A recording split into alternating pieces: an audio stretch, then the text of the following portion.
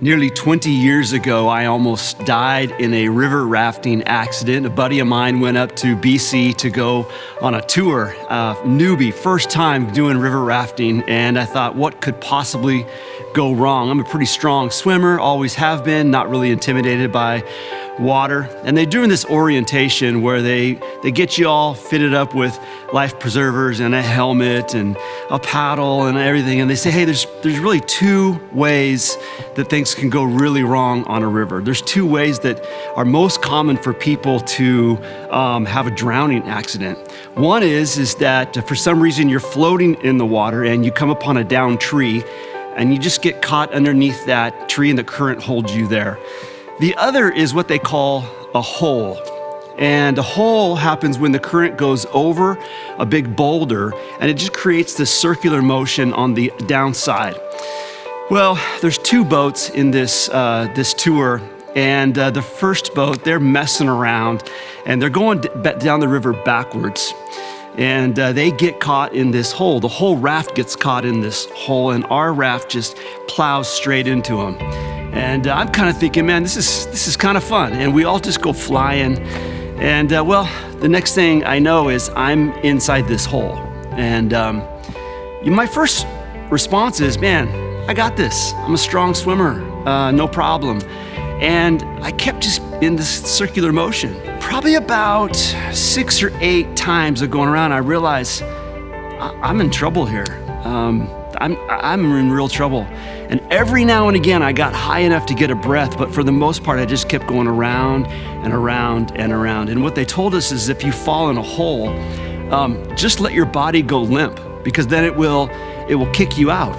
Well, that's the furthest thing from my mind is I'm gonna go limp in this hole. Like I'm fighting. And I remember having this moment right before I blacked out where I prayed, and for some reason, I don't know why I prayed this prayer, but I prayed, God, if you're not done with me, you're gonna have to get me out of this hole because I cannot get myself out of this hole.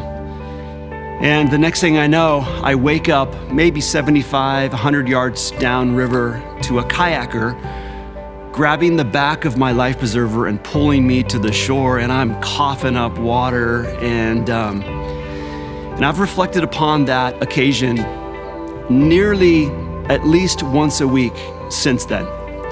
For those that know me well, they know that I have this phrase that I say over and over and over, and it's this phrase, God's not done. And that's where that phrase came from.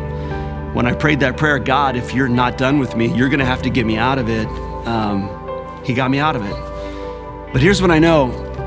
Everybody listening to this video understands that there is not a week, not a month that goes by in all of our lives where we pray a similar prayer. We pray something to the effect of, God, I don't really know how I'm gonna get out of this. It's a situation, it's a relationship, it's a habit, it's an addiction, whatever it might be, and you feel stuck, like I felt stuck, and like I have felt stuck in a variety of ways ever since then. I'm here to remind you, every single person watching, that we have a God that loves to bring us deliverance. He loves to bring us freedom. He loves to get us out of what has us bound. He offers us freedom, and that's called the good news. And I want to extend an invitation to each and every one of you to join us this Sunday or a Sunday to come at Brook Lake. We are opening up more seats. We're adding a second gathering to make it possible for more people to understand that they don't have to be stuck, that there is a God that loves us so much that he sent his one and only son, Jesus Christ, into this world so that we can be unstuck, so that we can be unbound from our sin, our addiction, and all the things that entangle us. And I hope you've been praying this prayer, something like I prayed, God, if you're not done with me, get me out of this. And this, my friend, might just be the answer to your prayer. Would you join me this Sunday, 9 or 11 o'clock, October 8th, as we open up more opportunities to share that good news?